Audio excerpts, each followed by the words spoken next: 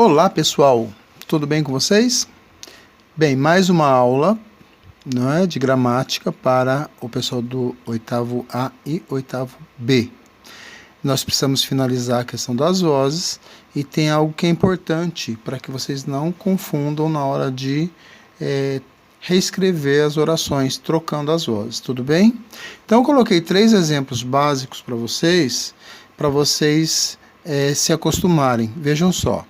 A voz ativa é quando o sujeito é o dono da ação. Ele é o dono da ação verbal, tudo bem?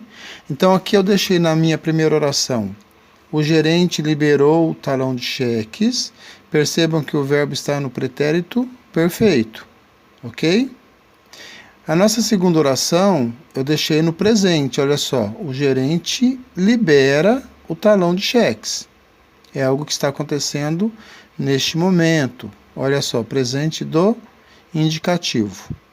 E na nossa terceira oração, eu coloquei no futuro do presente. Olha só, o gerente liberará o talão de cheques. Uma ação que vai acontecer após o momento da fala. Futuro do presente. Tudo bem? Nas outras aulas anteriores, eu falei para vocês que vocês deveriam tomar cuidado quando fossem reescrever em outra voz, olha só.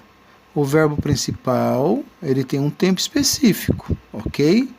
Quando você vai reescrever, o verbo auxiliar tem que respeitar este tempo, olha só.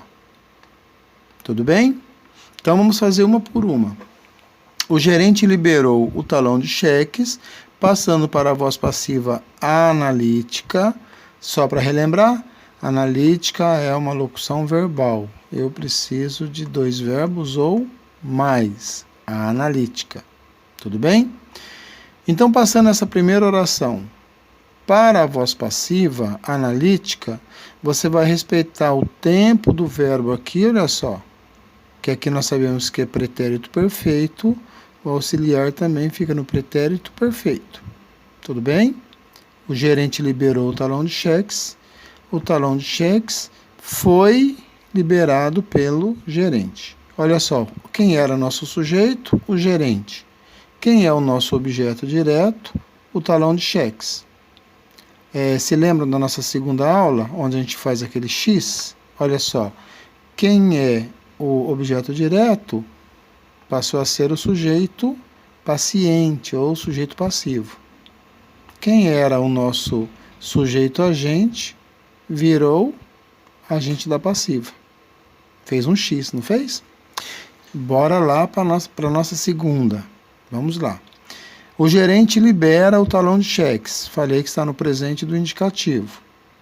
O nosso auxiliar aqui também tem que ser presente do indicativo. O talão de cheques é liberado pelo gerente. Perceberam que nós fizemos o X de novo? Olha só, o gerente, que era o sujeito agente, foi do lado de lá, no final da oração, e o nosso talão de cheques, novamente, veio na frente. Certo? O talão de cheques é liberado pelo gerente. Na nossa terceira, nós temos o quê? O gerente liberará o talão de cheques. Nós temos aqui futuro do presente do modo indicativo.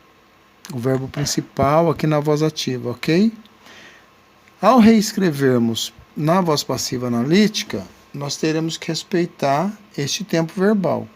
Então, o nosso ajudante, ou seja, o nosso verbo auxiliar, ele respeita o futuro do presente também do indicativo. Então, o talão de cheques será liberado pelo gerente. Tudo bem? É importante que vocês façam esses exercícios, né, de olhar um texto qualquer e reparar como é que é feito, porque aí vocês vão perceber que esse tempo e o modo verbal aqui dos verbos principais da voz ativa, olha, ele é totalmente respeitado aqui. Eu não coloquei aqui porque senão a digitação fica pequena e aí vocês acabam enxergando muito pequeno também. Não adianta atropelarmos as coisas, ok? Mas aqui, olha, eu fiz para vocês a voz passiva analítica. Se nós quiséssemos fazer aqui a passiva sintética, nós teríamos assim, olha.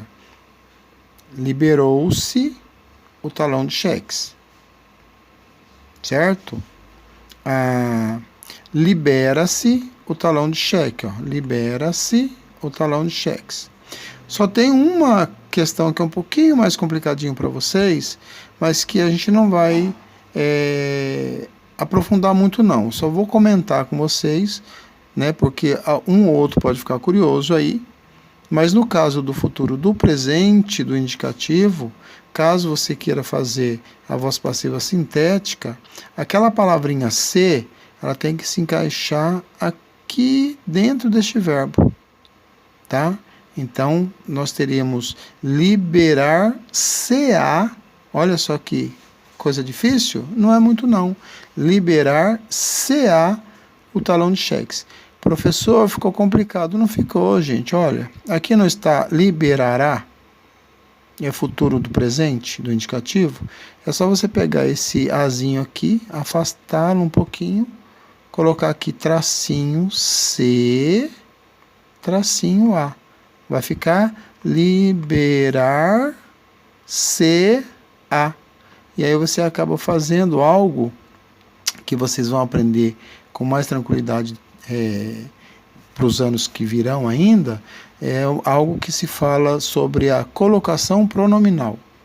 Quando você coloca aquela palavrinha se, que é o pronome aqui dentro do verbo, você estará fazendo uma mesóclise. O nome é estranho, mas não tem nada de difícil não, tá? Mesóclise. Quando você coloca o se dentro do verbo. Tudo bem? Deu para compreender? Quando a gente faz daqui para cá, e quando você for fazer daqui para cá também, este tempo verbal ele tem que ser respeitado. Tudo bem? Eu vou rolar a página aqui para vocês, porque praticamente essa é a nossa penúltima aula, hein, gente? Olha só, eu vou deixar aqui.